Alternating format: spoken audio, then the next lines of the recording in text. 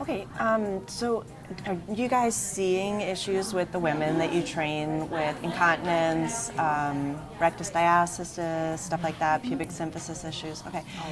Do all of you ask your clients if they have issues with incontinence?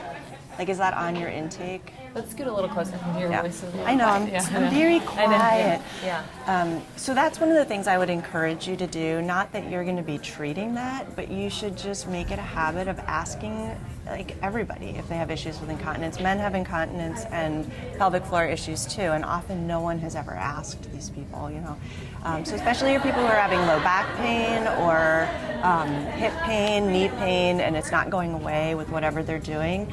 If you at least ask the question, then you can refer. So do all of you know somebody near you that you can refer to if people are having pelvic floor issues, either a physical therapist or someone, OBGYN, because that's a good person for you to know, because we spend more time with clients than doctors ever do, and so you guys are the ones who are out there like every single day, and you get close and you get to know women, so they're more comfortable telling you that stuff. And I know you've said before that sometimes you have to ask a few times. So do you have any issues? Do you have any incontinence issues? No, no, no. Well, what about when you cough, you sneeze, you laugh? Well, of course. I've had kids. Right. Of course I do. That's you know, always like, the response. Of course, right? I mean, if you've ever asked, oh yeah, because everybody does. But, you know, I think my saying is like, it's very common, but it's not normal. So just because you've had kids, it is not normal to pee when you laugh or you jump or you sneeze or things like that. So just, you know, for women to know that it's not just something like you just stick on a pad and you just keep running and leaking or something. You know, there's something you can do about it. So we're not just talking about incontinence, but that's kind of like, you know, just for you guys to be aware and to be asking about it. Very telltale sign that Right. the system is breaking down somewhere. Right. And often if they won't come out and say it, like they're accused. Like, do all the women in your class, if you do group classes, like when you say, okay, we're going to do the class, we're going to do burpees, do they all run to the bathroom?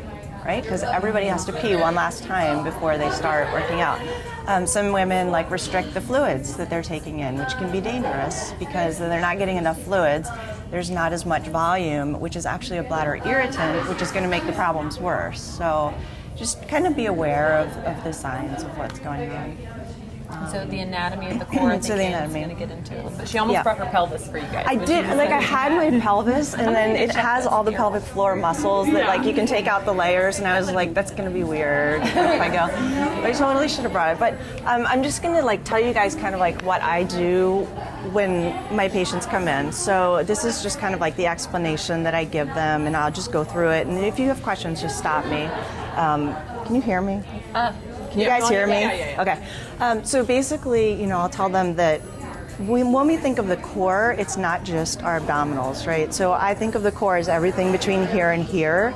And a lot of women are like, I don't want to think about anything that goes on down there. Like, don't talk to me about it. But you have to. So the core is basically everything between here and here. If you think about it kind of like a cylinder is a closed pressure system.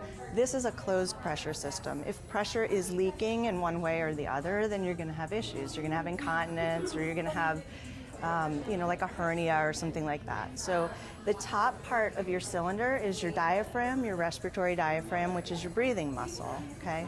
The bottom part is your pelvic floor, which is everything between the pubic bone in the front and the tailbone in the back. So it's just kind of a whole, we used to say like a hammock, but it really is more like a trampoline, right? So it has to go up and down. There has to be some give to it. So that's the bottom part. The front part of your cylinder is your transversus abdominis, your deepest abdominal muscle. And then the back part is your multifidus, which are the little muscles that run up and down the spine. And so sometimes, like with patients, I won't necessarily use all the words, but sometimes I do, because they really should know. And, you know, they should know what's going on. So you've got a top, a bottom, a front, and a back, okay?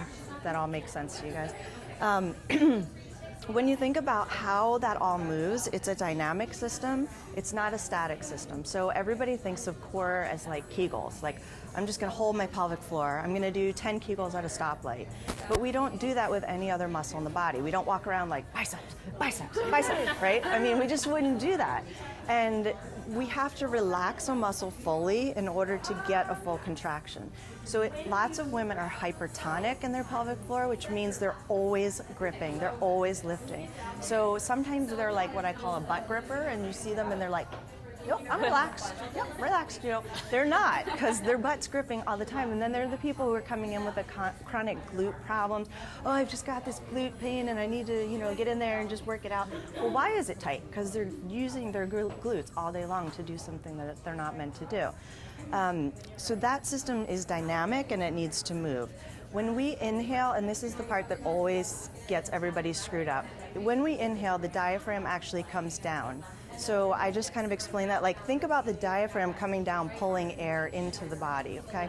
The diaphragm comes down, we need our belly and our pelvic floor to be relaxed because what's gonna happen? All our organs need to come down a little bit. So this isn't like a huge movement, it's just a little bit. So when that's relaxed, we take a breath in, everything should have room to descend. If we're hypertonic and we're gripping in our pelvic floor, there's no space. So everything's not descending, okay? That part all makes sense? Okay. When we exhale, the diaphragm is gonna come back up. So there's like a natural rebounding of the pelvic floor muscles and the transversus abdominis, because on the inhale, they've been stretched, okay? So you get a stretch and then you get a lifting, okay? So think about that like a piston. You know what a piston looks like going up and down? So when you breathe in, everything comes down. When you breathe out, everything's gonna come back up. Questions on that so far? No? Okay. I don't know how we are on time. We're okay. good, yeah, Okay. keep going. So the easiest way for me to, why don't you guys stand up? The easiest way for me to start teaching this to patients is just having them stand and take note of kind of how they're standing. So we went through some of this stuff last year. This is going to be a repeat for those of you who were there last year. But lots of women stand like this, right? And then you got the women who stand like this. And then there's everywhere in between. So the optimal position to stand in is with your ribs over your pelvis. So you think about that piston, you want the diaphragm and the pelvic floor aligned over each other. So if you're here, you're not getting that. If you're here, you're not getting that.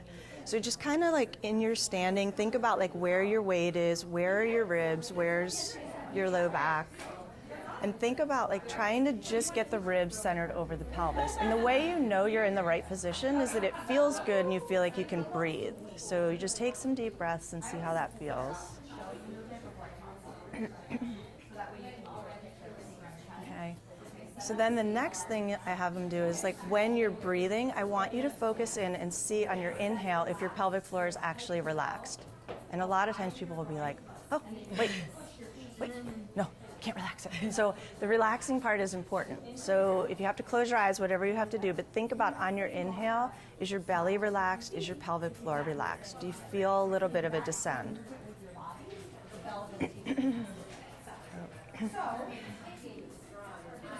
Okay. And then we're going to add on top of that, so as you do your exhale, I want you to think about blowing out like you're blowing through a straw, so gently through a straw. Or think about like if you were in the bathroom and you were trying to fog up a mirror, like that will help get the deep abdominals working. So you're on your inhale, everything's going to be relaxed. On your exhale, you're just going to blow and think about lifting a little bit through your pelvic floor. Okay? So whatever you think a Kegel exercise is, that's what you're doing on your exhale. So like with my patients, I actually like teach them this laying down. I'll palpate the pelvic floor so that they can feel what's going on. So obviously with your clients at the gym, you're not going to do that, but they can at least get a feeling for that. So does everybody feel that, or are some people not feeling it?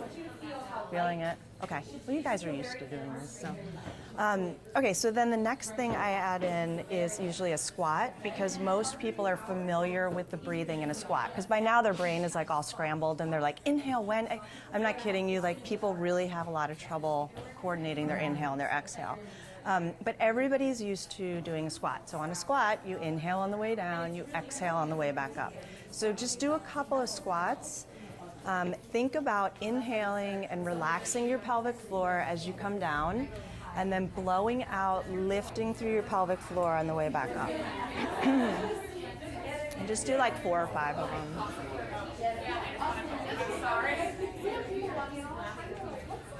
I think we have music on. You feel that? Okay. So I always start with the squat because most people are just kind of used to it, okay? The next thing that I usually add in will be something with bands. So grab And the whole, Go ahead. Let's see. You think we can wrap around here? The whole goal here is to start with just the breathing, just like anything else. Literally, like anything else you teach your clients, you're starting with the easiest thing, and then you're going to progress to something a little bit more difficult. You're going to add more moving parts. So that's why she's having you just stand here and get the breath first. You could also do it lying on the ground where you feel really supported. Get that breath down first, and once you have that, once your clients have that, then you can start adding in things that are a little bit more complicated. So you don't have to think like, well, should I squat them first or should I row first? It's start them with the easiest thing until they nail that, and then you move them on to something a little bit more progressive. Well, and some people feel this more in supine because they're feeling like they can relax. Sometimes I'll go in side lying, like put them in like a clamshell position, and they feel it better there. And sometimes they feel it standing, so I always just go with their feedback. I'm like, do you feel that when you're standing? Okay, with the squat, good. Okay, now we can do some other standing stuff. Maybe they need to start with doing it with a bridge, you know, exhaling as they bridge up and feeling the pelvic floor. So you just kind of have to play around with it. There's no like cookie cutter kind of way to do it, but I'm just giving you guys like options. Yeah, giving them some tools, and make sure that you tell them like, hey, if you can't feel it like this, no problem. We have other things that we can do with you. Right. Sometimes people are like, yeah, I feel it, and they don't. Right. They're embarrassed. They're thinking there's something wrong with them if they can't. Right. So you want to make sure, hey, if you don't feel it here, I've got lots of other options, so just let me know. Right. Yeah, because they're like a lot of people are very self-conscious, especially about their pelvic floor, and they're like, I'm broken, I can't feel it, you know, and it's okay. Like, let's just try different stuff. So a lot of times I'll have them progress to doing it with a row. So it's going to be the same kind of thing. And again, these are things most people in a gym are familiar with, rows, squats, things like that. So you're inhaling here, and then exhaling as they pull back, okay? So again, you're coordinating all that. The inhale with the relaxed pelvic floor, relaxed belly, exhale. Think about breathing the air out all the way from the bottom. So I'll have them do some of those. The other way that they can really feel it is with like a shoulder extension. So just pulling, it's hard to do it on here, but pulling back. Okay, so as you pull back even farther, they're gonna have to activate the core and the pelvic floor. So then they might be like, oh, I feel it, because if they're not, they're gonna be moving all over the place. We have time for everybody to try it real quickly. So yeah, if you guys want to try this stuff, like a couple of you can just try. The pullbacks are hard trouble here. feeling it, like in multiple things. Is it like that they can't tense, or is it like a mind-body connection thing? Well, that's a great question. So it could be either. It could be that they can't relax enough. It could be that they're weak and they can't contract enough. So I would just say, like, keep trying, and if you're having issues, then again, it's always good to have somebody you can refer out to, because maybe they need someone to do like an internal exam and figure out what's going on. I don't do internal exams, but I have a colleague that I refer to for that. I do external, so I'll put them in prone and just palpate and feel whether, and a lot of times that's enough. Like, it's rare that I have to refer somebody out, but if they've had a long history of issues or like a grade 3 prolapse or something like that, they may need some internal work and stuff like that. Yep. So you want to give it a try? I have a client that's considering getting like the pelvic mesh or something, and I don't know a specific person, but I told her to try like a physical therapist specializing in that. Yeah, and, I would that be like always. a similar like problem? Yeah, I mean, of course there are some women who, her question was about pelvic mesh, like the surgeries. You do? I had to, like, Yeah. after my son was just so messed up. Like, Yeah. And so that was sometimes the you only do. option. Like, Right. I went forever trying, Yeah. and it was not going to fix itself. Right. Did you try like a therapy type thing? Oh yeah, we tried therapy, Yeah. we tried everything. And so sometimes you do have to have the surgery, and that is, I mean, it's like any other body part. Like, you rehab the shoulder, but sometimes, like my client from yesterday, they end up having to have surgery. But at least you exhausted all the other possibilities, because a lot of women are like, oh, screw it, I'll just get the mesh surgery. Well, there are risks for that. There are a lot of risk of failure of that surgery. So And there you're are putting a risks to Band-Aid on the everything. problem that Right. could cause more issues in other And places. So just So- because I did that doesn't mean I have to stop doing all those Right. other things. Right, I still have to. That's just not going to didn't take care of it altogether. It just Yeah. It fixed- provided you some support yeah, there. some support. 9 pounds 13 ounces for Oh, yeah. my boys. He's a big boy. He was a big boy, so and really long, and so it was just like, yeah, or not. Like if it wasn't good, but I still have to do all of these things. Right. That And you learned how to do it first. And I had to it's so. Yep. Does anybody else want to try the row? The Band-Aid things just don't work. So you don't, I mean, I've had shoulder issues, and they did the injections. Right. Well, that just put the Band-Aid on. Makes it and feel I a kept little working, better. working through it, and just it was like shredded chicken by the time we got in there to repair it. Right. Oh, yeah. Right. You know, which So doesn't I always- always say you should try, I mean, of course, I'm going to say you should try physio first, right? Like try physio. But I mean, if you're getting to the point where it's not working, then it's time to take it another step and get another can't evaluation. you see a physical therapist in all 50 states Yes. now without a referral? So you that's- don't have in to the United see States, a I'm not sure physician. what Canada is. Yep. You can Yeah. you can go directly to see a physical therapist for an evaluation without seeing your physician first. Yeah. Yes. That is harder than. Right. Oh, yeah. Because in our A lot area, of times they won't, just because of the issues with things being refused by therapists. I haven't found a single one where I know who will take without a referral. And is there a directory of women's health physical therapists or Yeah, not? so the American Physical Therapy Association I'm part of the section on women's health, so we actually have like a find a provider network. So if you Google like section of women's health, APTA, you can find it. How, what is your relationship or like in your network of other therapists with OBs, like OBGYNs, like with people who are pregnant, who like you go and they're like, yeah, do your Kegels, like squeeze, Right. you know what I mean? You're like, you know, they're giving, and then like as you get, I mean, I had twins, so that pressure is like ridiculous towards the end. So Yeah. I feel like it's so important. Yeah. So I had like my guys were 5'14" each. Yeah. I had a C-section, so thank God I didn't have to come out. Right. But still, like that's really important. I feel like there's still so much miscommunication between OBs and patients. I do a lot of outreach to OBGYNs in my area, so they're actually starting to send me clients now while they're pregnant or immediately like postpartum. And so it's a matter of educating the people around you. So a lot of the OBs they're like, oh, physical therapist? It's like, you don't know that we can do that. So it's a matter of just educating, and I do a lot of outreach, and now they trust me and they're like, oh, go see Ann, she can help you out.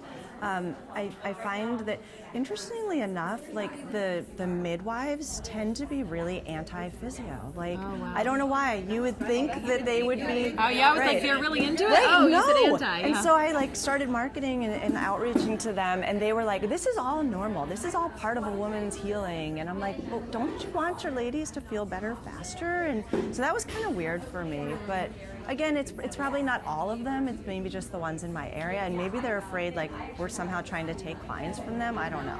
And or maybe they've had bad experiences with PTs in the past. Right. Because it's always nerve-wracking to say, does this person, are they on the same page as me? You know what I mean? Are they going to be giving the same information, or at least mostly the same information? Right. Because everyone's kind of like got what they do, and they feel like they're good at it, and they're nervous about, Right.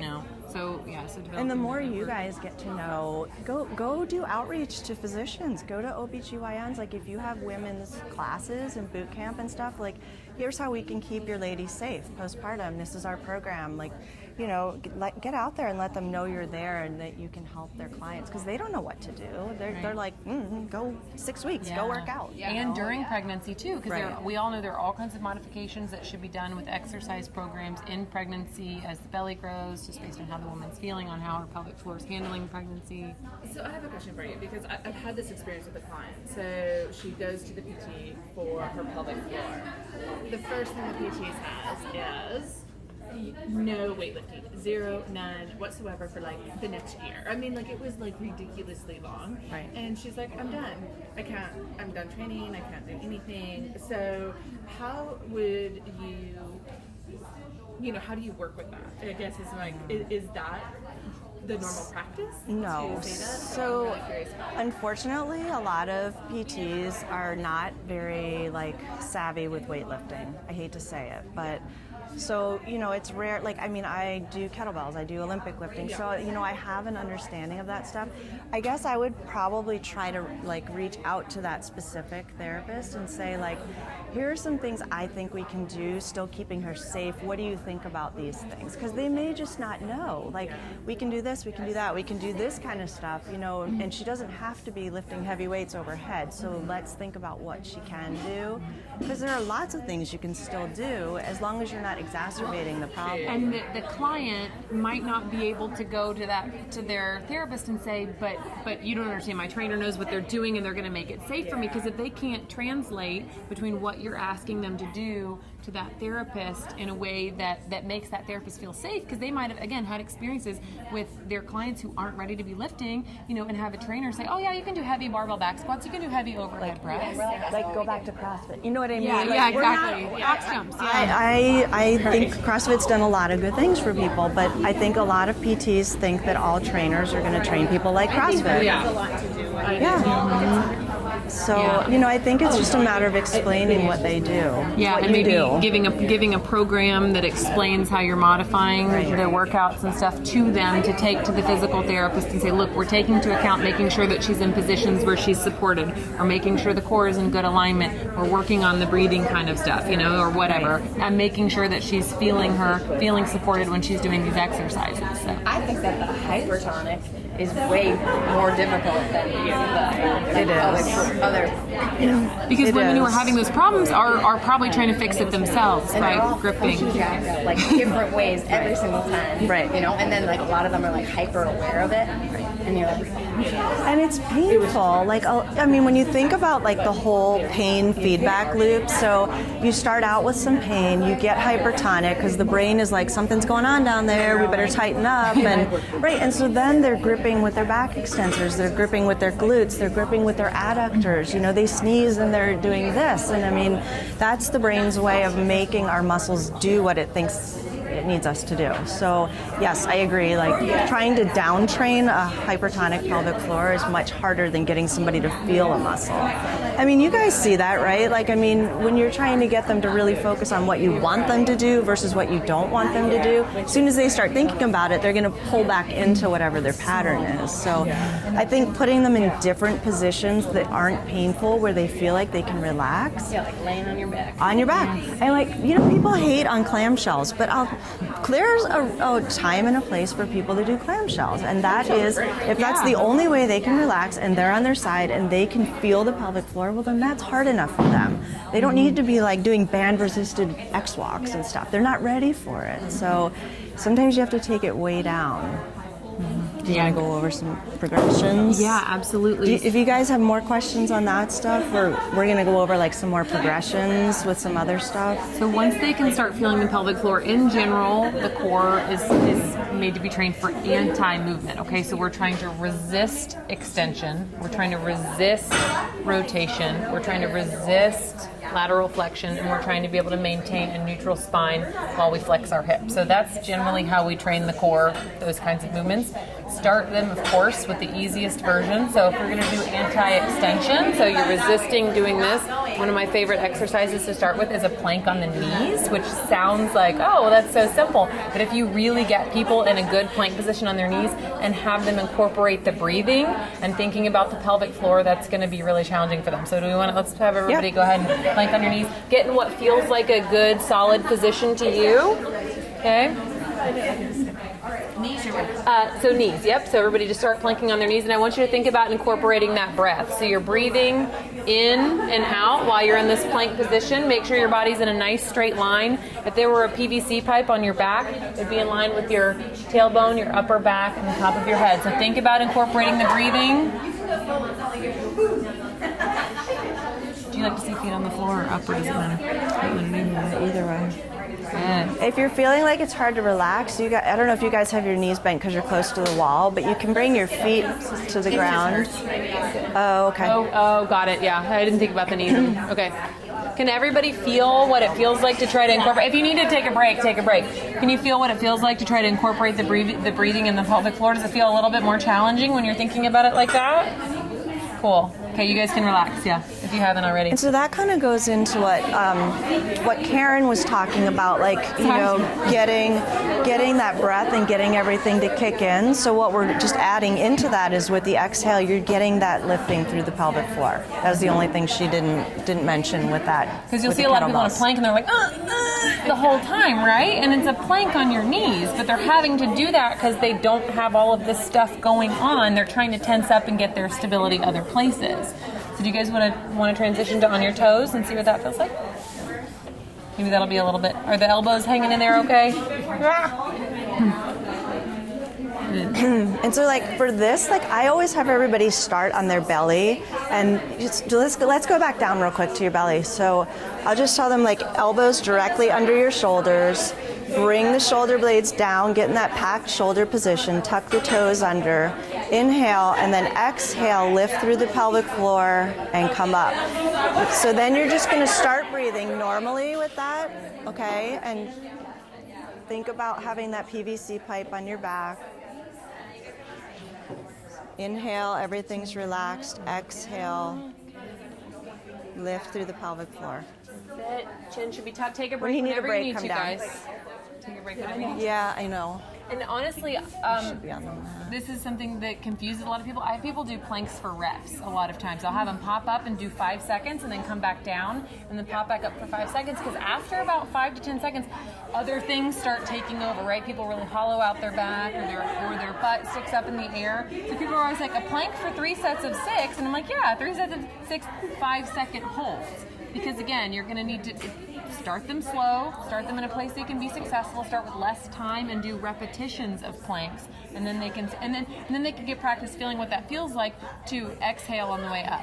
So I feel like in this position, like when we were with Karen the other day, she was talking about tension, like pulling your kneecaps up your thighs, squeeze your glutes, figure out. Like I feel like it's hard to relax my pelvic floor without relaxing my glutes. So would that just be like 2 separate? You know, we'll do plank for tension if we're doing something else. We'll do kind of this if we're working with someone with pelvic floor, just like, you know what I mean? Because I feel That's like a great I can't relax question. my glutes. Yeah, exactly. So, but even in holding the plank, you still have to breathe. So you can't really keep, like, you can keep some of that tension, but there has to be like a relaxation and stuff. So similar to that question, people are always asking me, like, you know, well, what do we do about running, right? So I have them do like pre-running, like inhale, relax pelvic floor, exhale, you know, simulating what happens, because when your foot hits the ground, you need everything to contract.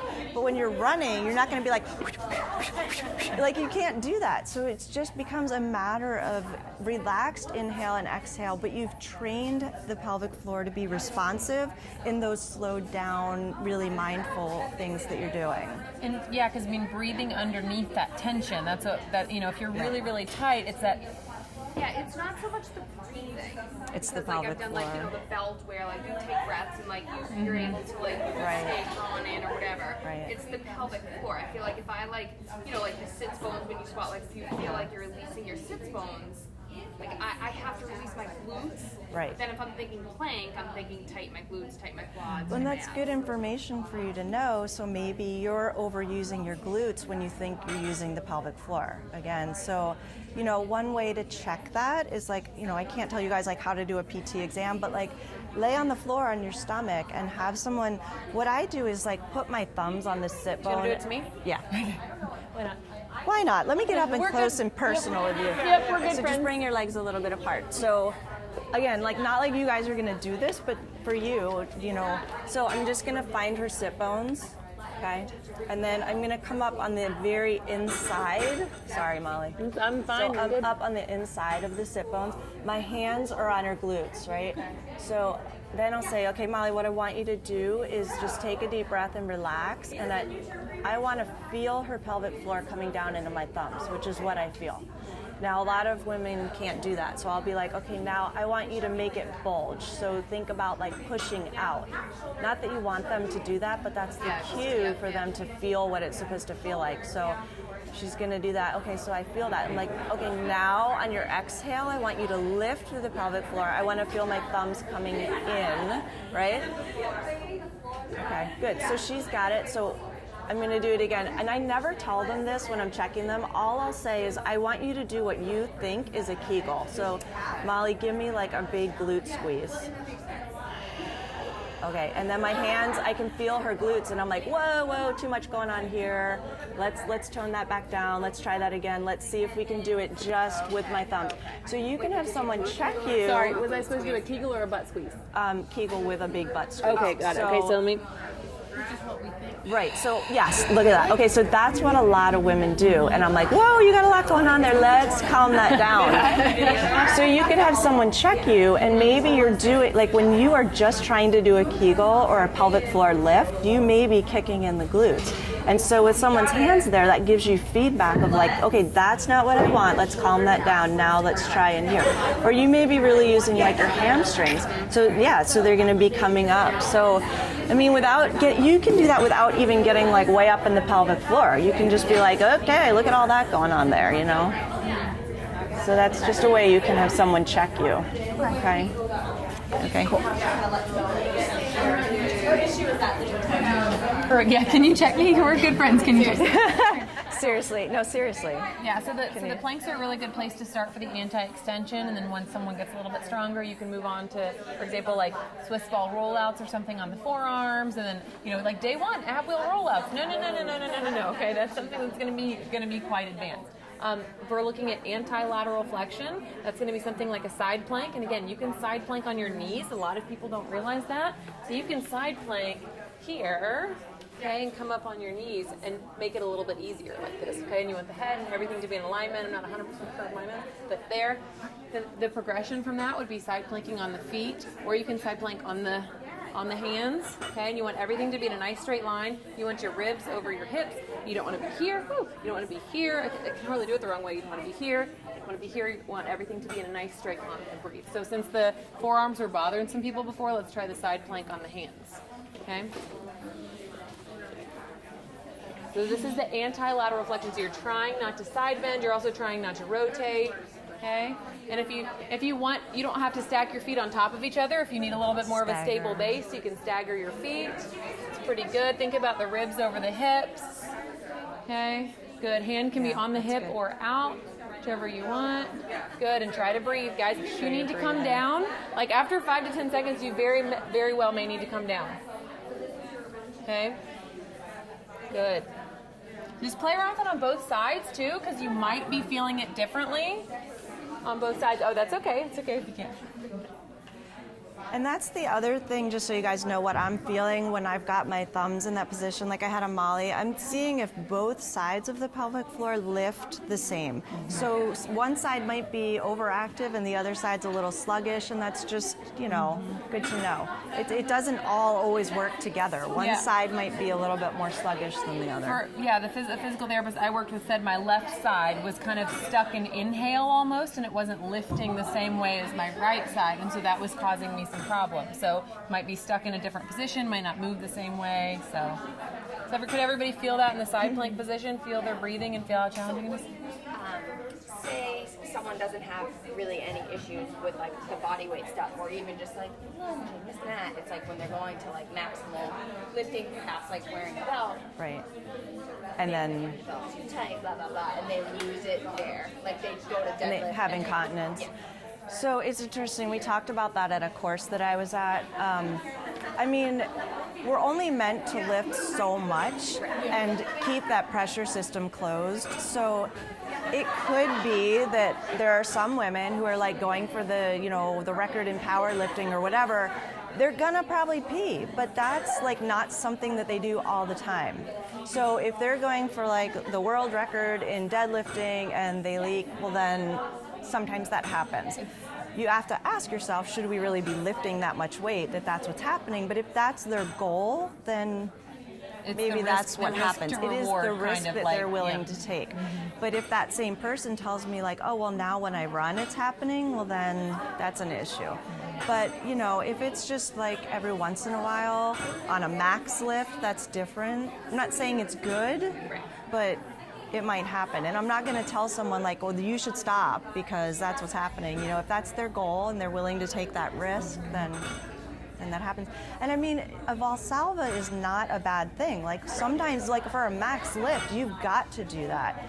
But that's, everybody know what a Valsalva is? like when you're just like not breathing, when you just contract. But the way to train the Valsalva is like, let's come down with the relaxed pelvic floor and the inhale. Let's start, like one of my friends has a saying, blow before you go. Let's start the exhale before we start the movement. So, and then do your Valsalva. So you've got the pelvic floor kicking in.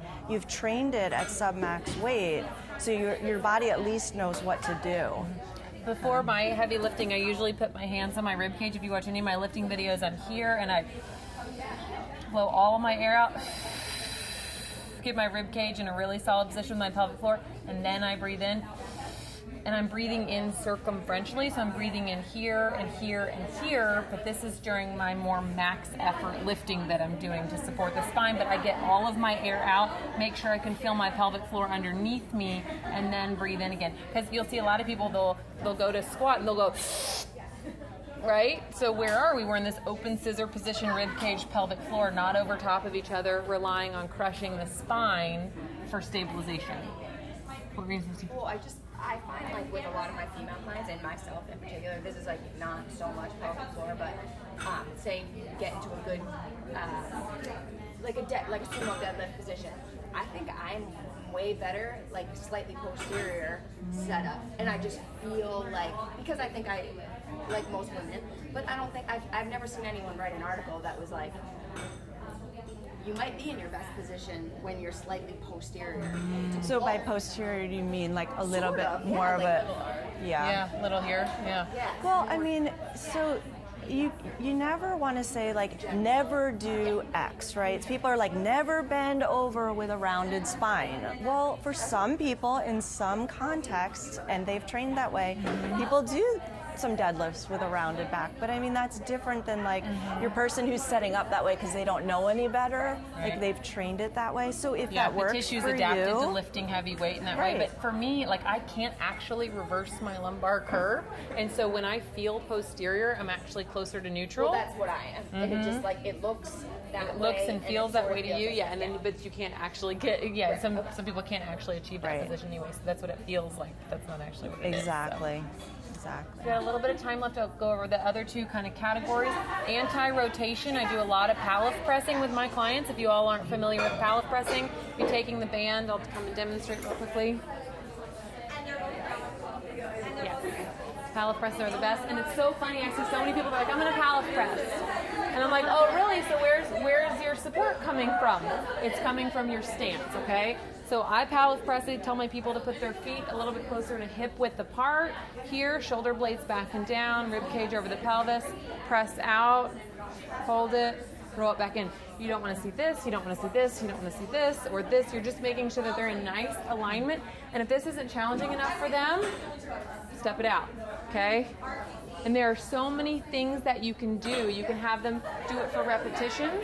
You can have them do it for time.